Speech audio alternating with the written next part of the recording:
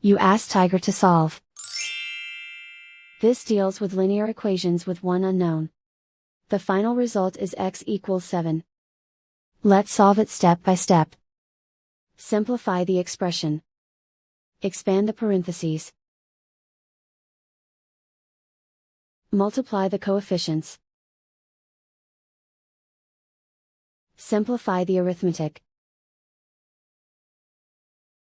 Group all x terms on the left side of the equation. Subtract 60x from both sides.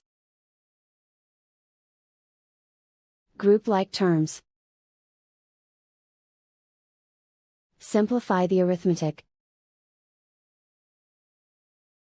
Group like terms. Simplify the arithmetic. Group all constants on the right side of the equation. Subtract 22 from both sides. Simplify the arithmetic.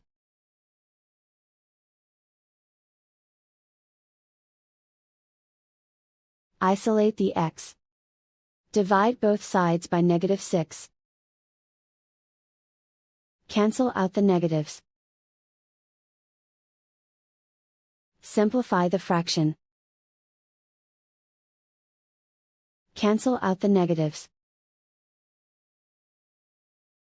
Find the greatest common factor of the numerator and denominator.